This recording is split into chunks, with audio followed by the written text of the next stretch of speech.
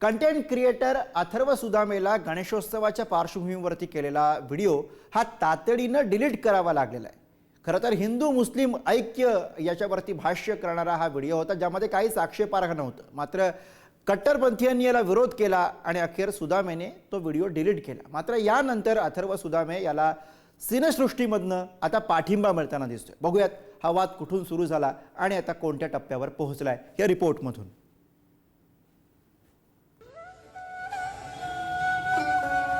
दादा, ही मूर्ती कशी दिली? भक्तिभावाने दिली। गणेशोत्सवाच्या पार्श्वभूमीवर कंटेंट क्रिएटर अथर्व सुदामेनं मूर्ती एक भाव अनंत असं रील शेअर केलं। अब्बू, अम्मी ने आपके लिए खाना भेजा है। हाँ, पुढं पण मूर्तीचं दुकान आहे, तुम्ही तिथनं पण घेऊ शकता मूर्ती। म्हणजे असं काय याला काय प्रॉब्लेम आहे? म्हणजे इथनं मूर्ती घेतली तर चालेल ना तुम्हाला? हो का? नाही, पण गणपती रंगवताना तुझ्या मनात चांगलेच भाव होते ना? हो। धर्मनिरपेक्षता आणि सर्वधर्म समभावाचा सुंदर संदेश याद्वारे देण्यात आला। मात्र अथर्व सुदामेचा हा व्हिडिओ काही कट्टरपंथी विचाराच्या लोकांना रुचला नाही, त्यामुळे त्याला हा व्हिडिओ डिलीट करावा लागला। आमचं एवढंच म्हणणं आहे, तू करमणूक कर, लोकांना हसव आणि स्वतःचं पोट भर। याच्यापेक्षा वेगळा काही अभ्यास नसलेल्या गोष्टीत पडू नको। दुधात टाकलेली साखर हे साखरेचं काम करते का विषयाचं काम करते? हे गेली 700-800 वर्ष हिंदू भोगतोय, हिंदूंनी भोगलेलं आहे। त्यामुळे हिंदू मुस्लिम ऐक्यता, गणपती कसे बसवायचे, कोणाकडनं घ्यायची, हा तुझा विषय नाहीये। तू त्याच्यामध्ये लक्ष देऊ नको। हिंदूंना कळतं कोणाकडनं काय घ्यायचं, कधी घ्यायचं आणि कसं घ्यायचं ते। तू तुझा फक्त कर्मणुकीचा धंदा कर आणि तेवढ्यापुरतं तुझ्या सीमा मर्यादित ठेव। मी एक माझ्या सोशल मीडिया प्लॅटफॉर्मवर व्हिडिओ टाकली होती आणि ती मी ऑलरेडी दुपारीच डिलीट केलेली आहे, पण बरेच लोक नाराज झाली, त्यांना ती व्हिडिओ आवडली नाही आहे। तर माझा अजिबातच असा उद्देश नव्हता की कोणाला दुखवायचं किंवा कोणाच्या भावना दुखवायच्या।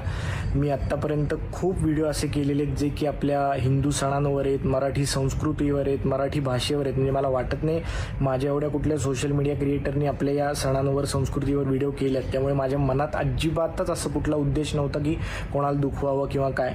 पण तरी जर तुम्ही दुखावला असाल तर मी माफी मागतो आणि आत्तापर्यंत तुम्ही माझ्यावर जसं प्रेम केलंय तसंच कायम ठेवा।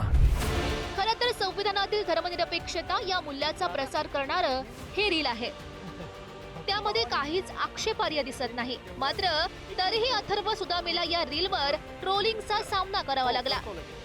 काहींनी शिवीगाळ तर काहींनी धमक्याही दिल्या।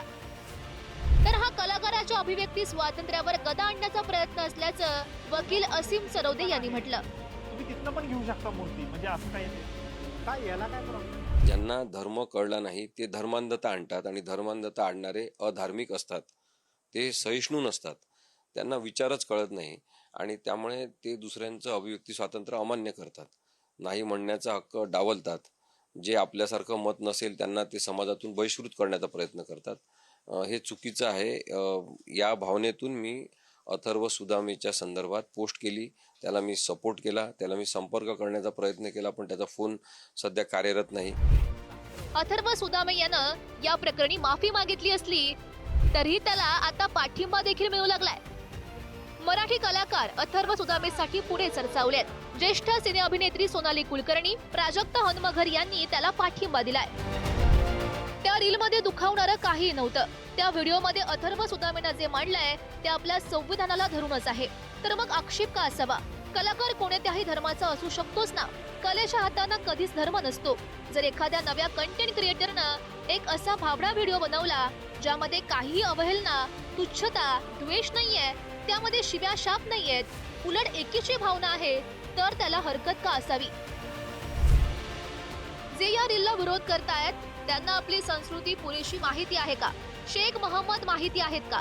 आपल्याकडे वारकरी पंथापासून असे अनेक संप्रदाय होऊन गेले ज्यामध्ये सगळ्या जाती धर्माचे संत होऊन गेलेत। अस्मितांच्या नावाखाली संवैधानिक चौकटीतलं मांडणंही आता धोक्याचं बनत चाललंय का?